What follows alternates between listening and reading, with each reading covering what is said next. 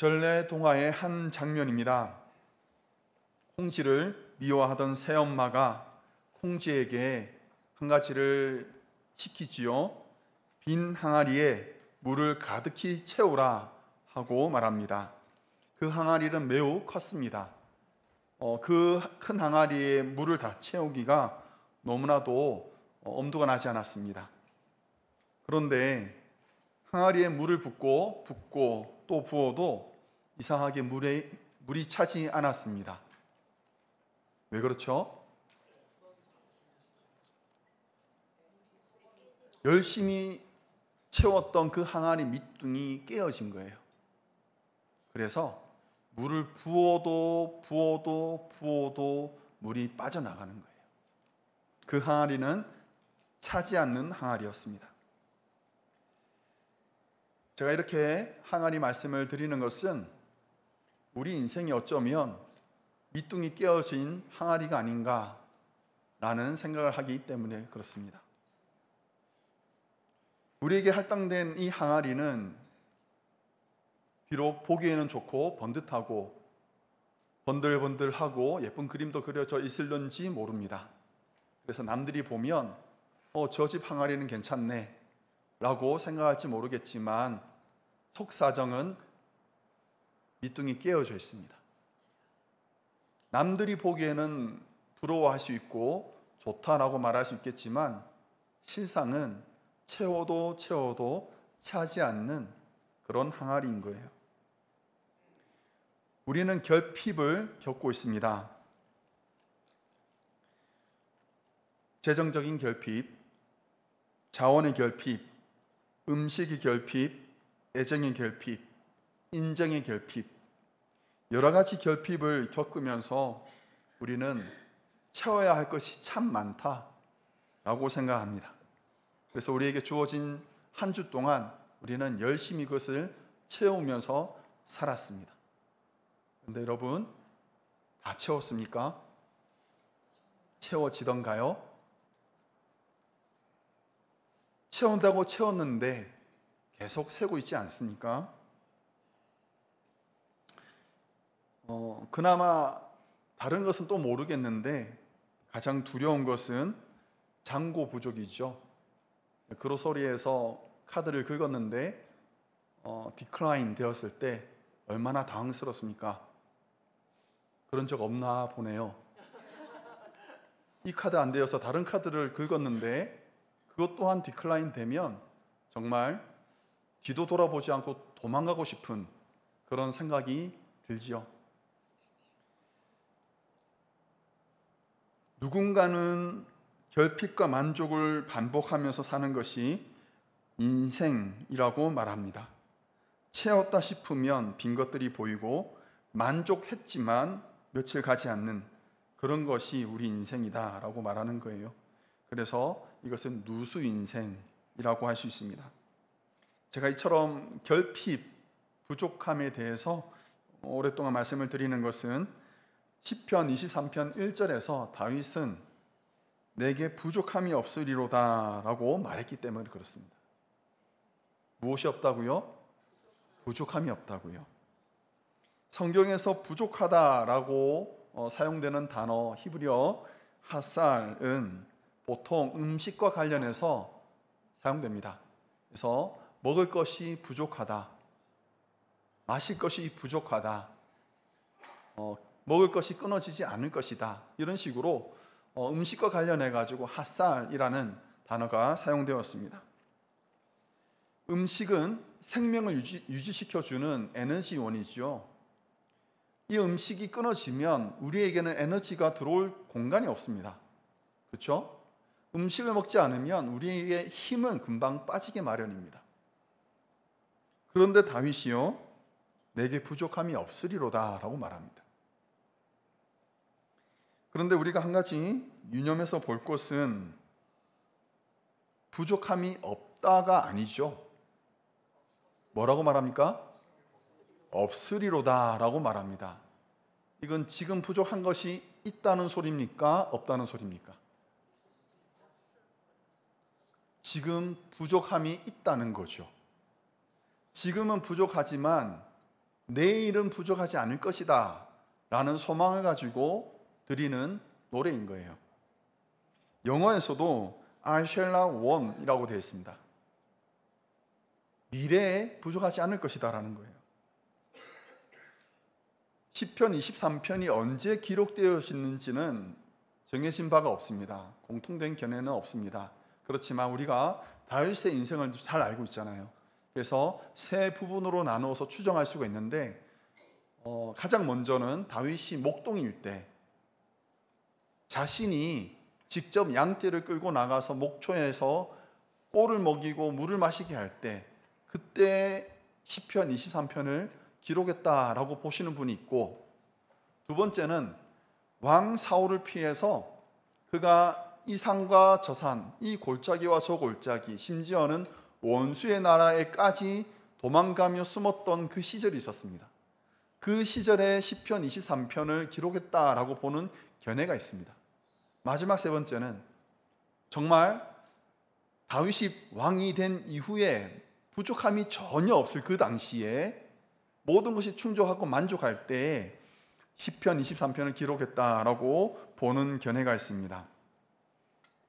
자, 여러분은 1번, 2번, 3번 중에 몇 번일 것 같습니까? 자, 말하시기 좀 부끄러우시면 손가락으로 한번 표해 볼까요? 자, 1번, 2번, 3번 괜찮아요? 정말로. 예. 일부 예배와는 반응이 많이 다르네요. 예. 많은 분들이 1번이라고 얘기하십니다. 다윗이 목동일 때 기록했을 것이다 라고 보시는데, 저는 다윗이 도망 다닐 때 기록했을 것이다 라고 봅니다. 왜냐하면 부족함이 없으리로다, 지금은 부족하지만 나중에는 부족하지 않을 것이다 라고 말했기 때문에 그렇습니다.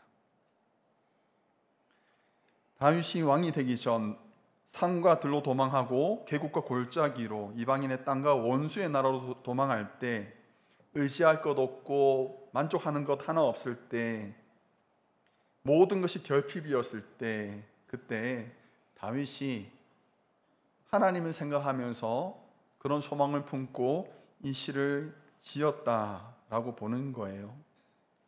누가 봐도 가장 민망하고 부끄럽고 말하기도 어색한 그런 힘든 시기에, 지지리 공상 같은 그런 어려울 때 다윗은 내가 부족함이 없으리로다 라고 고백한 것입니다. 세상이 이것을 이해할 수 있을까요? 아니, 뭔가 채워져야지 만족하지, 어떻게 지금 그런 상황에서 어떻게 만족할 수 있어 라고 생각할 수 있겠습니다.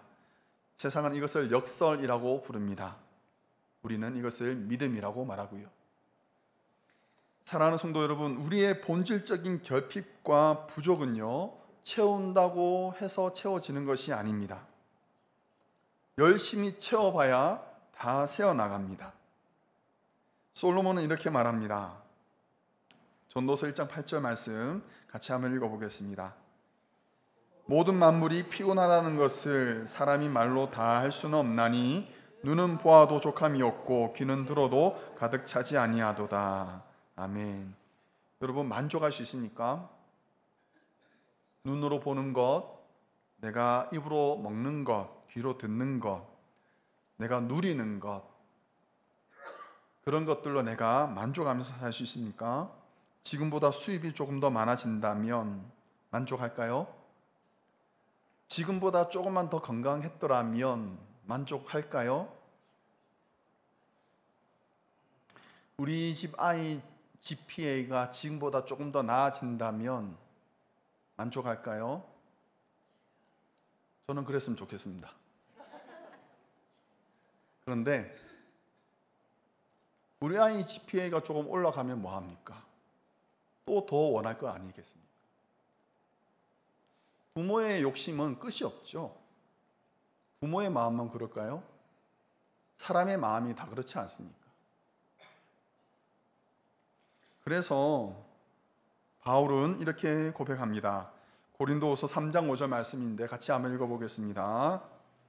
우리가 무슨 일이든지 우리에게서 난 것 같이 스스로 만족할 것이 아니니 우리의 만족은 오직 하나님으로부터 나느니라. 아멘. 우리의 만족이 어디에서 나온다고요?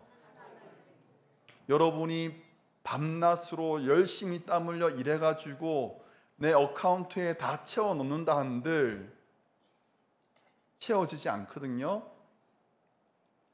우리의 만족은 하나님께로부터 나옵니다. 사랑하는 성도 여러분, 우리가 애쓰고 집중해야 될 것은 하나님이에요. 이곳저곳 자글자글 금이 가고 새는 구멍이 있다 할지라도 하나님만이 막아주실 수 있습니다. 주목할 것은 다윗이 여호와가 나의 목자이시면 이라고 말하지 않았다는 거예요. 다윗은 가정법이나 전제를 놓고 말하지 않았습니다. 뭐라고 말합니까? 여호와는 나의 목자이시니 라고 말합니다. 무슨 말입니까? 이것은 다윗이 믿음을 가지고 확신을 가지고 선포하는 거예요. 지금 나의 형편이 너무나도 보잘것없고 결핍한 것이 너무 많지만 부족한 것들 뿐이지만 여호와가 나의 하나님이시니 여호와가 나의 목자이시니 내가 부족하지 않을 것이다 라는 겁니다. 나에게는 하나님이 계시다는 거예요. 그 하나님이 내 편이시고 나를 지키시는 분이시다라는 확신을 가지고 있었습니다. 살아계신 하나님께서 나를 그냥 버려두지 않을 것이다 라는 자신감입니다. 지금 상황과 형편은 볼품없고 보잘것없지만 내 처지가 민망하여서 남에게 말하지도 못합니다만 그럼에도 불구하고 다윗의 시선은 하나님을 향하고 있습니다. 모든 것이 부족하지만 다윗은 하나님을 소유하고 있었습니다. 그러니 내가 부족함이 없으리로다 라고 확신할 수 있었던 거예요. 그런데 정반대의 순간 또 다윗의 삶 가운데 있었습니다. 다윗이 왕이 되었고 나라를 확정하고 많은 나라들이 복속하고 더 이상 결핍이나 부족함은 없는 그럴 때에 다윗을 따르는 충직한 부하들이 있고 믿음직한 장수들이 자기의 생명을 걸고 다윗을 위해서 싸웠습니다. 모든 것이 다 채워졌습니다. 뭐 하나 부족하지 않습니다. 그런데 한 가지가 빠졌습니다. 다윗의 마음에 하나님이 결핍되었던 거예요. 그랬더니 다윗이 변했습니다. 자기를 위해서 목숨을 걸고 싸우고 있던 그 부하를 죽음의 자리로 몰아낸 거예요. 하나님이 결핍된 그 심령 가운데 음란한 것이 채워지더니 간음을 저질렀습니다. 사람 죽이는 것을 쉽게 생각했어요. 부끄러워하지 않았습니다. 하나님의 영이 결핍하니까요. 자기의 죄를 깨닫고 눈물로 회개하면서 지었던 시에서 다윗이 구했던 것은 단 한 가지였습니다. 그가 이렇게 노래합니다. 나를 주 앞에서 쫓아내지 마시며 주의 성령을 내게서 거두지 마소서. 다윗은 자기가 무엇이 결핍한지를 발견했습니다. 뭡니까? 주의 성령이 나에게 결핍한 것을 그가 발견하고 하나님께 그것을 채워달라고, 그것을 거두지 말아달라고 간구했던 것입니다. 부와 명예와 성공을 거머쥐었지만 주의 성령을 잃어버린 사람이 가장 불쌍한 사람입니다. 사도 바울도 비슷한 고백을 한 적이 있습니다. 사도 바울은 빌립보서 4장 13절에서 이렇게 말했습니다. 우리가 많이 알고 있는, 많은 성도님들이 사랑하는 말씀인데 혹시 기억하십니까? 앞에 쳐다봐도 안 나옵니다. 제가 안 넣었거든요. 빌립보서 4장 13절 말씀. 내게 능력 주시는 자 안에서 내가 모든 것을 할 수 있느니라.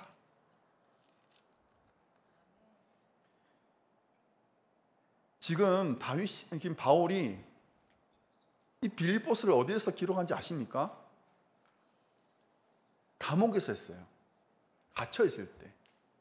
자기를 만나러 오는 사람도 없고 먹을 것도 부족하고 입을 것도 부족하여서 결핍했을 때, 모든 것이 부족할 때 그가 이렇게 고백한 거예요. 내게 능력 주시는 자 안에서 모든 것을 할 수 있느니라. 소유나 조건이 우리를 만족시키지 않습니다. 내가 얻어낸 것으로 만족할 수가 없습니다. 하나님이 우리의 만족이 되십니다. 그래서 하나님을 추구해야 합니다. 하나님을 소유해야 합니다. 사랑하는 성도 여러분, 아침에 일어나면서 오늘 내가 채워야 할 막막한 할당량과 채우고 채워도 빠져나가는 구멍에 매몰되지 마시기 바랍니다. 우리가 아침에 눈을 뜨고 일어날 때 담대하게 여러분 선포하십시오. 여호와는 나의 목자이시니 내가 부족함이 없으리로다. 맞아. 하나님이 나의 목자이시지. 하나님이 인도하시지. 하나님이 나의 만족이 되시지. 그것을 기억하면서 우리가 하루를 시작하기를 바랍니다. 그런데 시편 23편은 1편으로 그치지 않지요. 저는 1편만으로도 사실 충분하다라고 생각합니다. 여호와는 나의 목자시니 내게 부족함이 전혀 없으리로다. 충분하고 만족스럽습니다만 다윗은 2절부터 6절까지 그 말씀을 이어갑니다. 2절부터 6절까지 다윗이 말하고자 하는 것은 무엇이냐? 목자 되신 하나님께서 나와 함께 동행하시는 그 여정이 어떠한 것인지를 말해주고 있어요. 우리의 선한 목자이신 하나님은 자기가 사랑하시는 양떼를 이끌고 푸른 초장과 쉴만한 물가로 인도하십니다. 그곳에서 우리의 영혼을 소생시켜 주십니다. 많은 사람들이 오해하는 것이 있습니다. 하나님께 코가 꿰이면 목사가 되든지 선교사가 되어서 죽으라고 충성해야 된다라고 생각하십니다. 그래서 목사와 선교사를 조금은 불쌍하게 여기시는 그런 분들이 있습니다. 어쩌다가 목사가 돼가지고 이런 고생을, 할렐루야, 저는 행복합니다. 우리 박 목사님 지난주에 안수 받으셨거든요. 자, 박수로 한번 다시. 목사님 행복하십니까?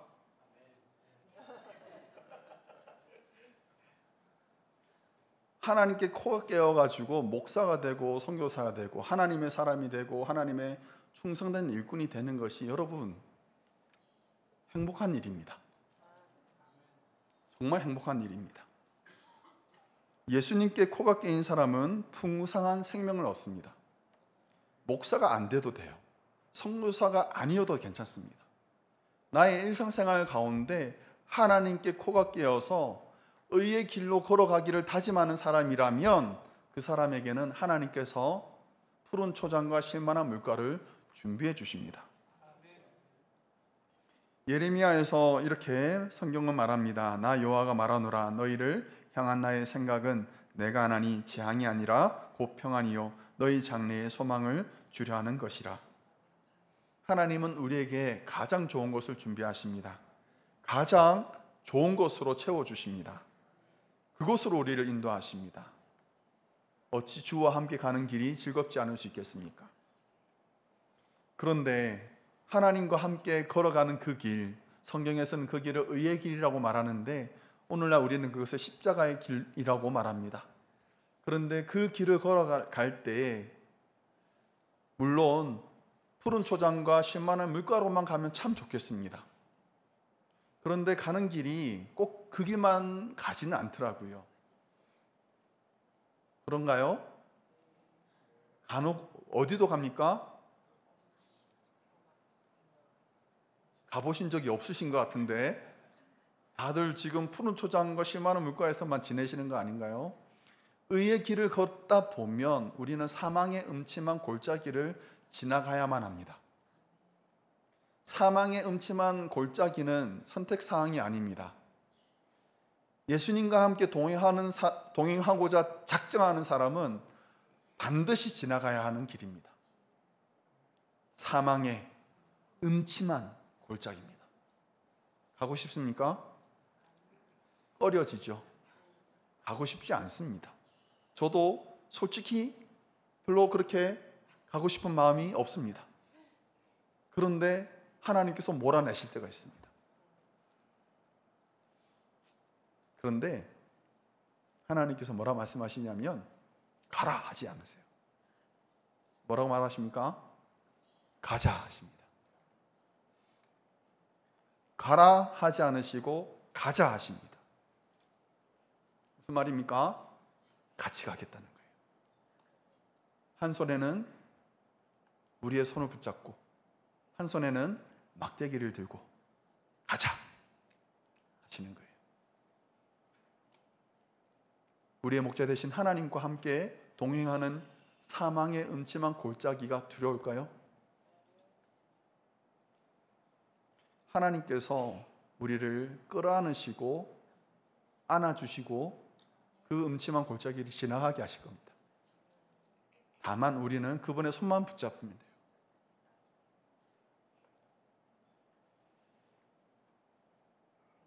다윗은 23편을 이렇게 마칩니다. 내 평생의 선하심과 인자하심이 반드시 나를 따르리니 내가 여호와의 집에 영원히 살리로다. 여기에서 우리 신앙인의 삶의 여정의 종착지가 어딘지를 말하고 있습니다. 우리가 나중에 결국에 이르게 되는 곳이 어디입니까? 여호와의 집입니다. 우리는 그곳에서 영원히 거할 것입니다. 여러분, 푸른 초장과 실만한 물가 좋지요. 거기에 머물러 있는 것으로 만족하지 마시기 바랍니다. 사망의 음침한 골짜기 가기 싫죠? 그렇지만 가시기 바랍니다. 제가 여러분들에게 정말 드리고 싶은 말씀이 뭐냐? 주님과 함께하면 그 어디나 하늘나라라는 거예요. 내가 지금 푸른 초장이 있다고 만족하고 지내는 것이 중요한 것이 아니고, 푸른 초장이면 뭐합니까? 목자가 없으면 목자가 지금 출발하는데 따라가야지요. 왜 거기서 머물러 있기를 구합니까?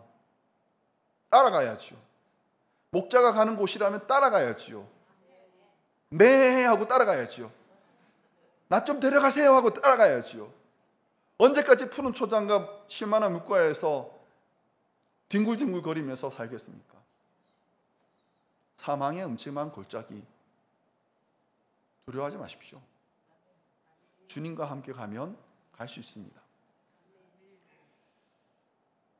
우리 중에 어떤 분들은 푸른 초장과 실만한 물가에 계시는 분들이 계실 수 있고, 또 어떤 분들은 사망의 음침한 골짜기에서 어려운 시간을 보내고 있는 분이 계실 수 있습니다. 그렇지만 제가 여러분들에게 권면하는 말씀은 여러분 혼자 아니시라는 거예요. 하나님이 우리와 함께 하시는 거예요. 하나님이 목자시거든요. 그분은 나의 목소리를 아시거든요. 내가 부르짖으면 들으시는 분이시거든요. 그래서 우리를 사랑하시는 우리의 목자 되신 하나님께서 가시는 곳이라면 그 어디나 하늘나라 맞습니다. 동행하시기 바랍니다. 하나님의 선하심과 인자하심이 우리를 항상 따를 것입니다. 가끔은 울 때도 있고 가끔은 웃을 때도 있습니다. 하나님과 함께 울고 하나님과 함께 웃기를 바랍니다. 모세가 자기의 사랑하는 그 백성들을 보내면서 이렇게 말합니다. 여호와 그가 내 앞서 가시며 너와 함께 하사 너를 떠나지 아니하시며 버리시 아니하시리니 너는 두려워하지 말라 놀라지 말라. 하나님이 약속하신 거예요. 그리고 예수님께서 승천하시면서 제자들에게 이렇게 약속하십니다. 볼지어다 내가 세상 끝날까지 너희와 항상 함께 있으리라.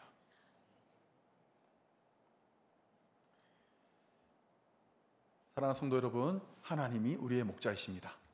하나님과 함께 늘 동행하는 복된 성도 되시기를 주의 이름으로 축원합니다. 함께